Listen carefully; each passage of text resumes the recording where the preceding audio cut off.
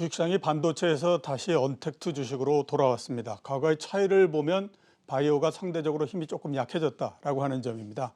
2차 전지와 언택트 주식 같은 경우에는 기대가 현실화되는 데까지 시간이 상당히 걸릴 수 있지만 바이오는 코로나19 백신과 치료제라고 하는 결과가 조만간 나올 가능성이 있기 때문에 오히려 이 점이 발목을 좀 잡는 게 아닌가라는 생각이 듭니다.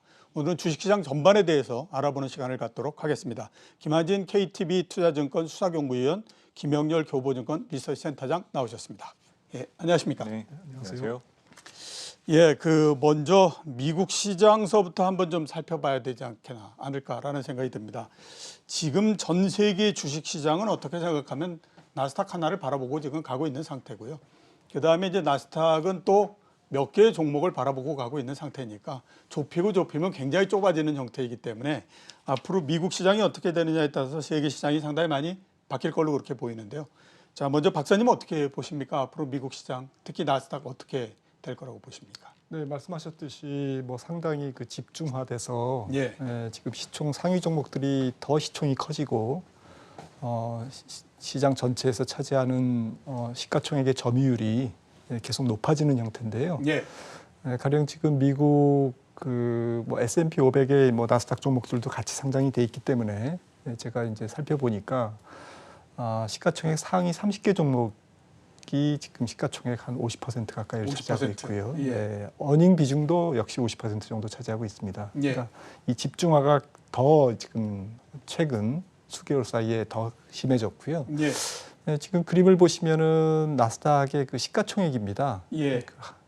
빨간색 선은 GDP, 네. 빨간색 선은 총통화고의 위에 선이 이제 총통화로 나눈 거고요. 예. 밑에 파란색 선은 이제 실물경제 GDP로 나눈 건데요.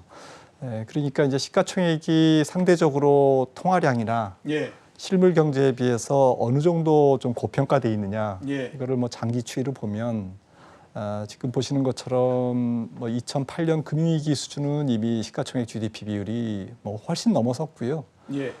그리고 경제 규모보다 사실은 시가총액의 팽창 속도가 빨랐다, 이렇게 볼 수가 있는 거고, 지금 근래에 가장 큰 거품 시장이라고 볼 수 있는 2000년 닷컴 버블을 넘어섰습니다. 예.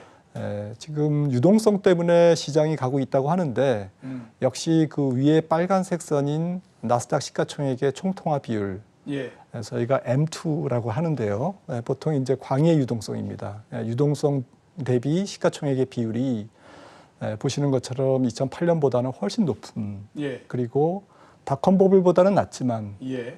지금 닷컴 버블을 향해서 달려가는 이제 그런 추세입니다. 그래서 정리를 해서 말씀드리면 실물 경제가 제공할 수 있는 힘보다는 훨씬 더 시장이 셌다. 예. 거품 여부를 떠나서 좀 무리하고 있다. 예.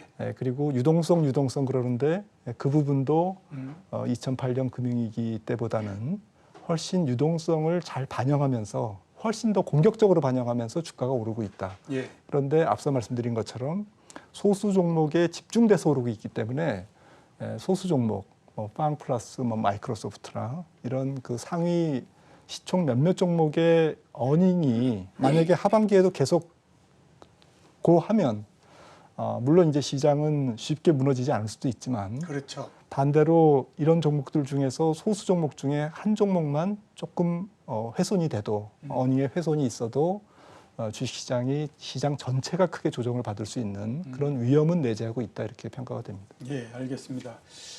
센터님은 어떻게 보십니까? 미국 시장에 대해서. 네, 우선 지난 한 주 동안에 나왔던 여러 경제 관련 뉴스만 보더라도 상당히 미국 경제에 대해서 걱정을 할 수밖에 없는 다소 부정적인 데이터들은 상당히 많이 나왔었거든요. 예. 거기에 미중 관련 여러 마찰 요인 등이 시장에서 또 제기되어서 충분히 또 심리를 꺾을 수 있을 만한 상황이었었는데 주식시장은 거기에 대해서 전혀 반응하지 않는 모습 등을 보여줬습니다. 결국 지금 우려하는 여러 경제의 여건보다 앞으로 변화될 미국과 세계 경제의 회복 정도에 대해서 투자자들이 먼저 기대를 하고 있다는 점 등을 생각해 볼 수가 있겠고요. 예. 또 기존 미국 주식시장을 끌어왔던 팬 관련 주식 등은 경제 시스템의 변화, 기존의 전통 경제에서 플랫폼 경제로 전환되는 데의 기대를 이미 선제적으로 반영을 시켜왔었었는데 지금 앞으로도 새로운 것을 시도할 수 있는 기업들은 이들밖에 없다라는 믿음이 하나의 프리미엄 요소로 더 추가가 되고 있는 상황이다라고 볼 수가 있습니다. 예. 결국 투자자들의 기대와 그런 기대에 부응하는 결과를 우리가 볼 수 있는지 여부에 따라서 현재 미국 주식시장에 대한 고평가 논란 등의 답을 구하게 되지 않을까라고 보여집니다. 예, 알겠습니다. 그 전에 기록을 보니까 91년도에 나스닥이 380에서부터 출발해서 올라갔더라고요. 그게 2000년도에 5050이 됐는데 2000년도 되기 전에 8개월 동안 배가 오른 거였습니다. 이번 같은 경우가 최저점이 1200이었고 지금이 1700 정도니까 9배 정도 올라왔으니까 이전에는 좀 그보다는 아직 덜 오른 상태지만 이전에는 워낙 가격이 낮은 상태에서 출발했고 이번은 그래도 조금 뭐 1000포인트 넘은 데에서부터 출발했으니까 그런 차이는 좀 있지 않나라는 생각이 좀 듭니다. 자, 그 센터장님께 한번 여쭤보겠습니다. 지난주까지 계속해서 얘기됐던 게 금값이 오르고 그다음에 달러가 약세가 되고 이렇게 되다 보니까 이게 아마 이제 그 인플레에 대한 기대 이거를 지금 반영하고 있는 거 아니냐, 장기적인 인플레 이러면서 그 장기적인 인플레를 포함해서 인플레가 이제 그 눈앞에 들어오게 되면 주식 시장에 대한 기대가 상당히 약해질 수밖에 없지 않겠느냐 이런 얘기들 굉장히 많이 했거든요. 여기에 대해서는 어떻게 지금 보고 계십니까? 지금 당장 상당히 유동성이 빠르게 증가됐기 때문에 예. 이 상황에서 물가 상승 압력에 대한 걱정을 한다라는 거는 이제 과거의 전통적 경제 입장에서 봤었을 때는 충분히 해석할 수 있는 부분이지만 실질 경제에 대한 어떤 경제 활동의 변화나 또 공급 사이드에서의 여러 조정 문제 등을 고려해서 본다라면 아직 물가 상승 압력을 고려하는 것은 조금 이른 감은 있다라고 생각을 예. 합니다. 오히려 최근 금값이 오르고 달러의 약세가 국내 수급 환경에 상당한 변화를 가져뒀다는 점을 우리가 주목할 필요가 있는데요. 이런 변화의 과정에는 역시 어중간한 달러의 위치가 더 영향을 주지 않았느냐라고 보여집니다. 예. 지금 화면에서 보시는 것은 우리가 흔히 달러의 가치를 분석을 할 때 쓰게 되는 스마일 커브 이론이라고 보여지는데요. 예. 횡축을 우리가 흔히 이제 리스크의 강도를 우리가 설명을 하게 되고 하나의 미소 곡선처럼 양극단의 강세. 결국 너무 경제가 좋아도 달러는 오를 수 있지만 또 극단적으로 경제가 공포에 빠지게 되면 달러의 가치는 동시에 오르게 되는 이 현상이 우리가 그동안에 배워왔었던 부분이었었던 거죠. 그렇죠. 최근 팬데믹 선언 이후에도 달러가 강세를 유지할 수 있었던 것은 바로 이런 부분에 예, 영향을 예. 주었다고 볼 수 있습니다.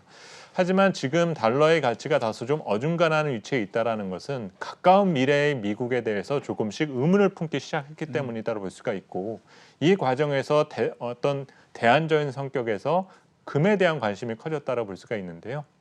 유동성이 이렇게 많이 풀렸고 주식시장이 급등하는 모습을 보자 하니 말씀하신 것처럼 이제 기대 인플레가 상승하지 않겠느냐. 그러면서 달러와의 약세가 둔화되니까 자연스럽게 금값을 밀어올리게 되는 이 네. 현상이 먼저 나타났다라 볼 수가 있고요.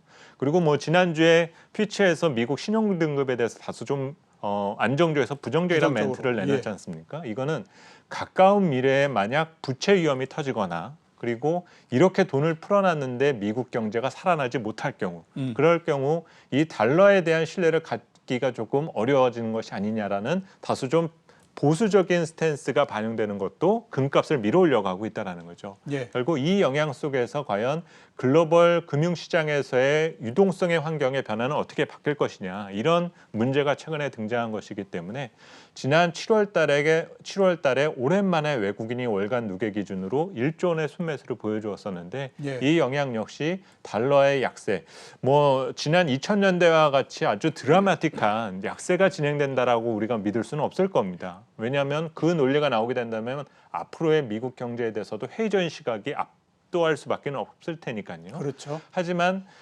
지난 10년 동안 누려왔었던 강세가 둔화될 수만 있게 된다면 미국에 집중되었었던 유동성이 분산 확산됐을 때 무엇이 올라갈까에 대한 궁금증은 조금씩 커져가고 있지 않나. 그 과정에 우리 국내 주식시장이나 또 상품시장 이런 다소 고위험 자산 등에 대한 관심이 더욱더 커져간다라고 평가할 수가 있겠습니다. 예. 자, 박사님은 어떻게 생각하십니까? 일단 물가 상승 가능성에 대해서는 어떻게 보시고 그다음에 달러에 대해서는 어떻게 보고 계십니까? 예, 뭐 물가가 올라갈 수 있는 잠재적 요인은 뭐 지금 통화 공급으로 인해서 높아지고는 있습니다만은 예. 좀 단기, 그러니까 뭐 한 중단기 정도로 보면 내년 말까지는 제가 볼 때는 물가나 금리가 올라갈 가능성은 매우 희박하다. 예. 왜냐하면은 아직도 전 세계 경제가 회복은 하고 있지만 코로나19 이전 수준에 못 미치고 있고요. 또 잠재 성장률, 그 나라가 모든 자원을 다 동원해서 달성할 수 있는 잠재 성장률 수준 아래서 지금 내년까지는 움직일 가능성이 있기 때문에 회복이 된다고 해도 그 얘기는 뭐 요소 가격, 임금이라든지 이런 가격이 그렇게 크게 상승하지 않을 것이다라는 것을 예고하고 있고요. 실제로 지금 여러 가지 뭐 소비자 물가라든지 또 변동성이 큰 에너지 가격을 제외한 근원 물가 이런 부분들이 상당히 안정되어 있고요. 예. 또 기대 인플레이션도 역시 당분간 물가 상승이 제한되어 있음을 나타내고 있습니다. 지금 최근에 금값이 올라가는 것은 오히려 이자율이 낮다 보니까 금은 원래 이자를 못 받는 그렇죠. 투자 자산이지 예. 않습니까? 그래서 선택적, 뭐 부분적 안전자산이라고 볼 수가 있는데요. 그러니까 이자율이 낮다 보니까 상대적으로 전 세계 통화 시스템에 대한 신뢰가 떨어지는 상태에서 전 세계 통화 시스템은 미국이나 다른 어떤 나라 할 것 없이 다 같이 지금 악화 일로를 걷고 있거든요. 예. 국가 부채가 증가하고 있고 재정 수지가 악화되고 있습니다. 그러다 보니까 상대적으로 앞으로 달러 환율이 좀 중장기로 봤을 때는 제가 볼 때는 강세장은 초강세장은 아니더라도 예. 일부에서 생각하시는 것처럼 약세 트렌드로 대전환되느냐라는 부분에 대해서는 저는 동의할 수가 없고요. 예. 어차피 전 세계 통화 시스템이 다 불안정해지면 가장 강력한 기축통화국인 미국 쪽으로 쏠릴 수밖에 없고요. 또 미국의 자산, 미국의 금리, 미국의 기업, 또 미국의 어떤 주식시장의 성과 이런 부분들이 다른 나라보다 우위에 있을 가능성이 높기 때문에 따라서 미국 자산에 대한 선호도가 높아서 최근에 유로존과 미국과의 금리 차이가 좁혀지면서 생긴 일시적인 달러 약세는 좀 중장기의 달러 약세 전환으로 그렇게 확대 해석하는 것은 조금 주의할 필요가 있다 이렇게 생각을 합니다. 예, 알겠습니다. 그러니까 달러 물가는 내년까지 뭐 별로 그렇게 오를 가능성 없다라고 봐야 되고 그다음에 달러는 약세 전환한 거 아니다. 이렇게 우리가 정리를 네. 해볼 수 있을 것 같습니다. 자, 우리 시장에 대해서 한번 좀 전망을 해보도록 하겠습니다. 지난주는 정말 좀 특이한 그 형태였다라고 보이는 게 우리나라를 제외하고 그러니까 다른 유럽에 있는 국가나 아니면 일본 주가 굉장히 많이 하락을 했고요. 그다음에 이제 미국 같은 경우는 나스닥만 조금 이제 상승을 했는데 우리는 반도체 주식이 있기 때문에 아주 독보적으로 상승을 많이 했습니다. 그래서 한국 시장이 계속해서 상승을 할 거다라고 하는 전망도 또 지금 굉장히 이게 올라와 있는 그런 상태인데 앞으로 우리 시장이 어떻게 될지 이제 특히 8월이 시작됐으니까 부분까지 포함해서 한번 좀 말씀을 해 주셨으면 싶습니다. 센터님 어떻게 보십니까? 네, 저도 오늘 8월 전망 자료로 오늘 냈는데요. 예. 타이틀을 제가 산 넘어 산이라고 제가 예, 표현을 했습니다. 산 넘어 산이요? 네, 그래서 그러니까 이제 별로 그렇게 미래가 밝지 않다라고 말씀하시는 것 같은데. 일반적인 표현은 그렇죠. 예. 산 넘어 산이라고 그러면 뭔가 어려움이 계속된다 그렇죠. 이런 예, 예. 느낌을 받을 수 있는데 저는 그런 뜻이라고 말씀드리기보다는 산 너머에 오를 수 있는 그리고 더 높이 오를 수 있는 산이 있다라면 단기적인 어떤 조정에 대해서 크게 의식할 부분이 없다라는 점을 조금 자료 내용에는 많이 담았습니다. 어쨌든 현재 유동성이 압도하고 있는 상황에서 유동성 환경의 변화 조건은 그렇게 크지 않은 상황이고요. 그리고 4개월 연속 시장이 랠리를 보여왔기 때문에 이에 따른 어떤 기술적인 저항이나 아니면 단기 차익 실현에 대한 욕구 그리고 밸류에이션에 대한 이런 여러 내용 등을 종합해서 봤었을 때 부담스러운 위치에 있는 것만은 맞겠죠. 근데 그렇죠. 이번 장세 사이클을 4개월 내지는 한 반년 정도 사이클로만 우리가 한정져서 볼 부분이 아니라 내년에 경기 회복의 어떤 가시적인 변화 그리고 이런 회복 과정이 나타났을 때의 정책적 환경의 변화 이런 내용까지 다 고민해서 생각해서 본다라면 우리가 가야 할 종착지는 아직도 상당히 많이 남았고 그것을 보는데도 투자자들에게는 시간이 많이 좀 주어지지 않았냐 이런 식으로 좀 판단을 하고 있고요. 밴드는 뭐 코스피는 하단 2,100, 상단 2,300으로 지금의 거진 한 중앙값 위치 정도에 위치해져 있다라는 점 등을 말씀을 드렸지만 어쨌든 시장이 우리가 그동안 불안하게 느꼈었던 여러 요소 등을 8, 9월 사이에 얼마나 잘 견뎌낼 수 있는지 이거를 확인하는 과정이 올해 8월 장세에서 가장 좀 중요한 부분이기 때문에 예. 너무 어떤 가파른 조정에 대한 걱정을 좀 전제한 보수적 관점보다는 오히려 진입기에 대한 그 시그널을 포착하시는 부분이 더 필요하지 않을까라고 봅니다. 예. 박사님은 어떻게 보십니까? 예, 지금 일단 8월 장세가 제 생각에는 기대와 현실의 조금 차이에서 예. 시장이 상당히 고민에 빠지는 그런 한 달이 되지 않을까 이렇게 예, 생각이 역시 들고요. 마찬가지로 지금까지만 들어보면 별로 그렇게 좋을 것 같지 않다. 네, 그동안은 뭐 사실 3, 4월부터 어쨌든 시장이 계속 달려왔는데 뭐 우리 시장뿐만 아니라 글로벌 시장이 전체가 이제 달려왔는데 달려온 이유를 가만히 좀 점검을 해보면 예. 한 뭐 몇 가지지 않습니까? 일단 팬데믹이 글로벌 코로나19의 바이러스 확산이 4월부터는 조금 진정됐고요. 예. 대륙별로 계속 돌아다니긴 했습니다만은 확진자 수와 사망자 수가 줄었거든요. 그렇죠. 5월 말까지 줄었고요. 그 다음에 경제 지표가 3월 달에 대체로 전 세계가 다 망가졌다가 기저효과로 4월 달에는 다 올라왔습니다. 예. 일부 국가 같은 경우는 4월에 망가졌지만 5월 달에는 올라왔고요. 예. 아무튼 3월에서 4월 사이가 최악이었고 5월, 6월은 그나마 이제 3, 4월의 최악의 상황을 딛고 올라섰다. 뭐 기업 이익부터 시작해가지고 금융시장의 여러 가지 불안 요인들이 극복이 됐지 않습니까? 또 한 가지는 정책 효과인데 3월 말부터 연준의 이제 무제한 양적 완화 정책이 발표가 됐고 예. 전 세계가 앞다퉈서 뭐 공격적으로 이제 통화 정책과 재정 정책을 양쪽으로 같이 이제 지금 병행을 해왔거든요. 어느 나라 할 거 없이 이제 이렇게 바쁘게 달려왔던 상반기 그리고 7월까지의 장세가 어찌 보면은 앞으로 좋아질 거야. 기대감, 그 다음에 최악의 상황은 벗어났어라는 안도감.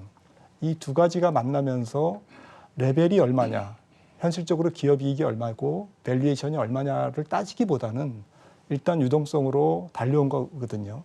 그런 관점에서 본다면 앞으로는 이제 실제로 이제 가을로 접어들면서 팬데믹은 진정되는 건지 전 세계가 정말 일시적인 회복이 아니라 지속적인 회복이 있을 건지, 그 다음에 정책 효과는 과연 지속성이 있는 건지, 또 여러 가지 그 타격을 받은 뭐 항공이라든지 여행이라든지 이런 업체에 대한 각국의 지원 정책이 추가로 또 집행이 돼야 되는데 그런 것들이 원활하게 집행될 건지 이런 부분들에 대한 검증이 또 필요한 8월이거든요. 예. 그래서 지금 주가가 오르고 떨어지고를 떠나서 최근까지 3월부터 7월까지 시장 전 세계 증시를 이끌어왔던 요인들이 다소 힘이 빠진 상태에서 방향성보다는 이제 레벨을 현실을 따져가는 그런 관점에서 봤을 때는 상당히 주식시장이 이제 레벨에 대해서 고민을 하면서 과연 이 주식이 밸류에이션상 맞나, 너무 비싼 건 아닌가 이런 것에 대한 판단을 시장이 조금 수행해 갈 가능성이 있어서 제 생각에는 너무 기대감을 가지고 상반기에 이렇게 올랐으니까 앞으로 하반기에는 그 연장선상에서 직선을 쫙 커서 이거는 뭐 굉장히 위험하지 않은 장이야라고 이렇게 안도하기만은 쉽지 않다. 좀 예. 이제부터는 좀 정말 좀 진검승부 종목별로 실적이라든지 밸류에이션을 따져봐야 되는 시장으로 진입해가고 있다 이렇게 말씀드리고 예. 싶습니다.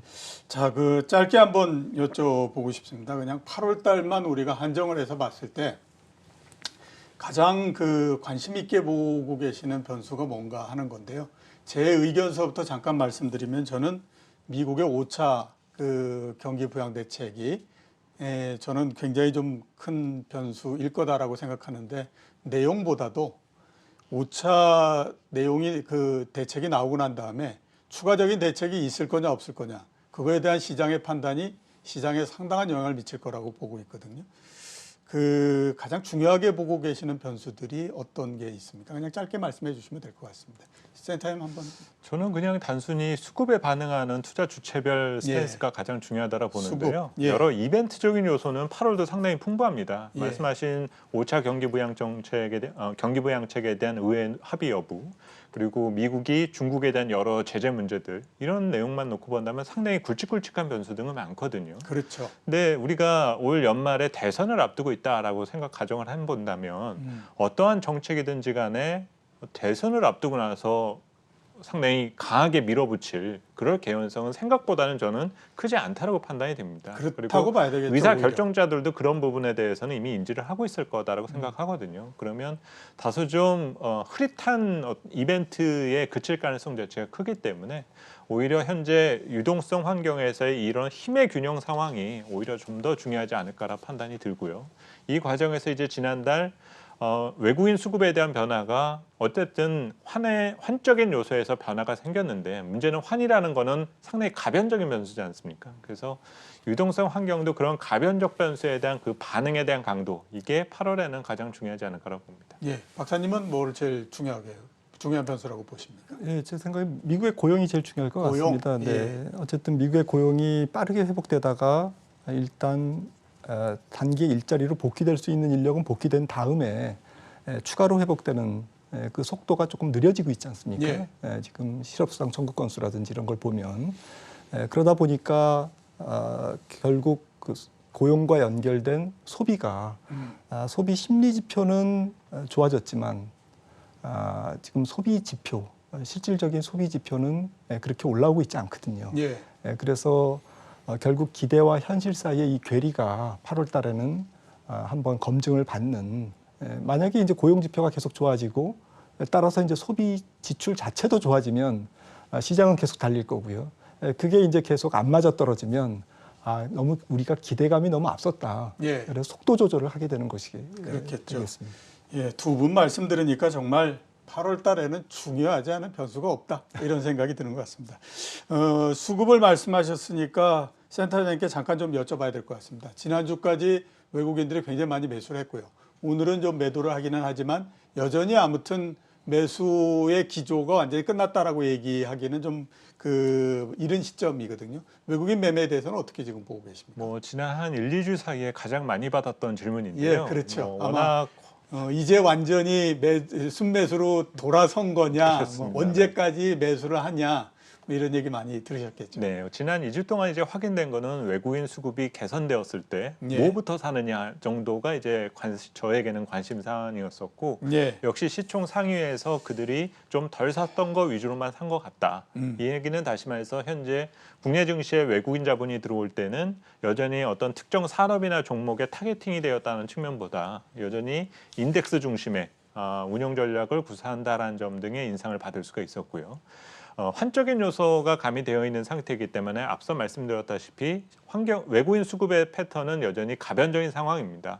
여기서 환이 튀는 환율이 다시 달러가 리바운드는 하는 현상이 만약에 나타나게 된다면 외국인 수급은 거기에 결국은 제동이 걸릴 수 있다라고 보여지는데요. 예. 대신 이제 연말까지를 놓고 볼 때 올해 상반기를 기준으로 외국인이 한 24조 원 정도의 매도를 했었습니다. 경기 침체 상황이나 우리 경제나 다른 주요국 경제가 받았던 충격과 고려해서 본다면 외국인 투자자들이 위험 자산에 대해서 어쩔 수 없는 선택이었다라는 생각이 드는데, 예. 문제는 지금 환조건이 조금 바뀌었다라고 해서 이제 본격적으로 외국인이 산다, 이 논리를 대입해서 보기에는 아직까지 가까운 미래의 경제 전망은 그렇게 희망적이지는 못하다라는 거죠. 예. 그러면 결론적으로 상반기에 24조 원을 팔았던 외국인의 스탠스가 하반기에 그대로 이어질 것 같지는 않다 정도로 우리가 한번 위안을 삼아보는 것 정도가 현재 수급적인 위치에서 우리가 기대할 만한 정도라 봐야 될 것 같고요. 예. 여기에서 외국인이 팔았던 걸 다 돌려놓을 만큼 사겠다라는 논리가 나오기 위해서는 우리의 수출 회복이라든지 이익의 증가, 이런 내용들을 좀 수반돼야 될 부분 등이 있기 때문에 그냥 매도가 완화될 가능성이 높다라는 것이 올해 연말까지 외국인 수급을 전망하는데 좀 필요한 과정이 되지 않을까라고 봅니다. 예. 그러니까 외국인의 매도가 좀 줄었다, 이런 쪽으로 아무튼 좀 생각을 하시는 게 맞을 것 같고, 매수가 지속적으로 이루어진다. 이거는 아직까지는 좀 기대하기는 제가 생각해도 좀 이른 거 아닌가라는 생각이 좀 듭니다. 자, 그 박사님께는 국내 경제에 대해서 한번 좀 여쭤보도록 하겠습니다. 그 7월 말에 나온 지수를 보면 그 6월 달에 생산이나 소비 투자 모두 다가 상당히 좀 증가를 했고요. 그다음에 수출 출하도 굉장히 크게 늘어났습니다. 그래서 정부도 조심스럽게 이제 국내 경제가 바닥을 좀 친 게 아니냐. 그리고 하반기서부터 상당히 좀 괜찮아지는 거 아니냐 이런 전망을 하고 있거든요. 이 전망에 대해서는 박사님 어떻게 지금 보고 계십니까? 네, 뭐 5월까지 워낙 그 전 세계 경제가 급냉하다가 6월 달에 지표가 좋아졌기 때문에 이거를 이제 좋아졌다라고 표현하기보다는 뭐 수출 증가율도 마이너스 7%인데 한 자릿수 마이너스 증가율로 들어온 거는 이제 굉장히 긍정적이죠. 그렇죠. 그런데 금액으로 보면 수출이라든지 생산이라든지 이런 핵심 지표들의 어떤 금액 베이스 추세로 보면 그야말로 미미한 흐름에 불과하다. 물론 미미한 흐름도 굉장히 중요합니다. 그렇죠. 전곡점에서는 굉장히 중요한 시그널이기 때문에 그걸 무시한다라는 말씀이 아니고 그거를 뭐 언론이나 이런 데서 너무나 크게 부각해서 마치 경기가 이제 바닥을 찍고 올라가는 것처럼 그렇게 약간 호도하고 있다라는 생각을 좀 갖고 있고요. 예.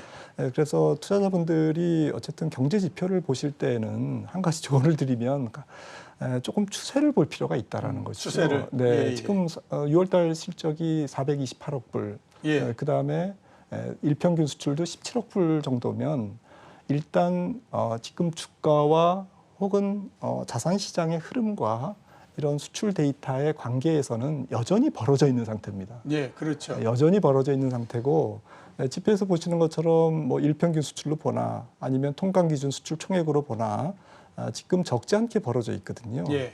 추세가 물론 이제 수출이 빠르게 올라와 주면 이제 코스피의 상승 현재 위치를 물론 정당화 시켜줄 수 있습니다만은 세계 경기가 지금 총수요가 그렇게 급격하게 증가하는 것도 아니고 증가율과 금액의 어떠한 그 차이, 그러니까 증가율상으로는 2분기에서 3분기로 넘어가면서 놀라운 증가율이 나오지만 경제 성장률이나 수출 증가율이나 금액 자체의 베이스로 보면 그렇게 큰 증가가 아니고 소폭 개선돼서 정상화, 코로나19 전에 좋았던 상황을 조금씩 회복해 나가는 정도에 불과하다라는 것이죠. 예. 주가는 뭐 이런 그 추세를 보고 이미 달려왔고 지금은 이제 수출이나 생산이나 이런 부분들이 이제 개선이 이제 이루어지는 거의 이제 초입 단계, 예. 초기 단계에 불과하다라는 관점에서 보면 아직 뭐 센터장님 말씀하셨던 그 산 넘어 산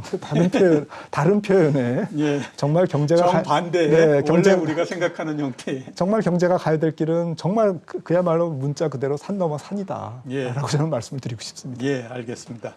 자, 그 센터장님께는 국내 주식 시장의 그 종목별 형태를 좀 여쭤보도록 하겠습니다. 오늘 시장을 보면서는 아마 이 얘기를 했을 것 같은데 역시 BBIG다 이런 그 생각을 했을 것 같습니다. 그러니까 바이오, 그다음에 2차 전지, 뭐 게임 이런 것들이 다시 또 이제 상승을 하고 하는 상태거든요. 자, 이런 종목들의 상승을 지금 어떻게 평가하고 계십니까? 네, 뭐 일부에서는 과거 금융위기 이후에 예. 전차 랠리나 차화적 랠리와 좀 비유를 하면서 상당히 좀 과한 측면들도 있지만 이것이 하나의 트렌드이지 않은가라고 이제 시장에서도 언급들을 하시는데요. 문제는 과거 차화적 랠리와 이번에 이 삑이라고 불리는 이 주식들에 대한 랠리의 차이점이다라고 한다면 과거의 차화적 랠리는 사실 실적이 수반하는 랠리였었습니다. 그렇죠. 도요타 사태 이후에 세계 MS에서 현대기아차가 MS를 올리는 과정에 논리가 있었고 화정의 경우는 동일본 그 지진 발생 이후에 그 발생된 쇼티지를 전부 다 메워 나가면서 실적이 점프업하는 변화를 보여주었었거든요. 물론 언택 관련 기업들이나 일부 바이오 관련 기업들의 어떤 실적 증가가 최근 2분기 실적에서 확인이 되어가고는 있지만 아직 실적이 수반한 랠리다라고 보기까지는 좀 쉽지는 않지 않나. 예. 대신 과거 차화적 랠리와의 공통점이다라고 우리가 본다라면은 차화정도 결국은 일본 기업의 밸류를 빼앗아 오면서 주가 상승에 대한 논리를 찾아왔었거든요. 그렇죠. 예, 결국은 예. 지금 이 성장 우리 코로나 팬데믹 이후의 성장 산업들의 경우는 금융이나 유통 등과 같은 다양한 기업들의 밸류를 빼앗아 오면서 지금의 주가 상승을 설명을 하고 있다는 점입니다. 예. 그리고 이제 우리 국내 증시가 과거와는 달리 지난 5년 전에 답답했었던 주요한 이유 중에 하나가 생산성이 낮은 기업들의 시총 비중이 너무 컸었던 것에 문제를 갖고 있었거든요. 예. 준비된 자료 화면으로 이제 설명을 드리면 화면에서 보시는 거는 코스피 50 구성 종목들의 산업별 시가총액에 대한 분류를 보여드리고 있습니다. 예. 여기에서 지난 한 5년 전만 하더라도 소비재나 자본재에 해당되는 산업들의 시총 비율이 대략 한 40%를 상회했었습니다. 그렇네요. 물론 예. 이에 해당되는 산업은 우리의 경제나 일자리를 위해서 상당히 중요한 산업인 것만은 맞지만 전체 기업의 이익 기여도나 주식시장에 대한 밸류에는 별로 성장에 도움이 되지 않는 산업이었었다라는 거죠. 그런데 최근에 들어서 이런 생산성이나 수익성이 저하된 전통 산업들의 시총 비율이 27%대까지 줄어들었고 반대로 IT 내에는 반도체를 포함한 하드웨어, 인터넷 게임이 포함된 소프트웨어 기업들이 57%에 근 60%라는 시총 비율로 예. 탈바꿈이 되었다는 점입니다. 이제서 우리 코스피가 나스닥스러운 더 S&P 500스러운 인덱스로 성격을 바꿔놓은 상황이기 때문에 결국 당분간 성장 산업 그리고 성장 국가 인덱스와의 동조화가 당분간 지속될 가능성이 커졌기 때문에 예. 결국 글로벌 트렌드에 대한 동향을 전제로 우리 시장과 관련 주식 등에 대한 투자 판단을 하는 것이 필요하지 않을까라고 봅니다. 예, 알겠습니다. 자, 박사님께 한번 이번에는 선진국 경제에 대해서 좀 여쭤보도록 하겠습니다. 미국이 마이너스 30 거의 3% 했고요. 그다음에 유럽이 마이너스 9%에서 마이너스 10% 사이였으니까 굉장히 안 좋았습니다. 앞으로 이제 남은 기간 3분기, 4분기 이렇게 봤을 때 예상보다는 성장이나 이런 것들이 둔화될 걸로 예상이 되고 있는데 선진국 경제 하반기에 대해서는 어떻게 지금 보고 계십니까? 네, 말씀하셨듯이 지금 2분기에 어쨌든 경제가 부러졌다고 그럴까요? 예. 급냉했고요. 저희가 이제 전분기 대비 보통 선진국은 이제 경제 지표를 계산하다 보니까 3, 4분기는 그냥 급등할 것이 거의 확실하고요. 예. 그리고 이제 4분기부터가 이제 어떤 추세로 가느냐가 되게 중요한데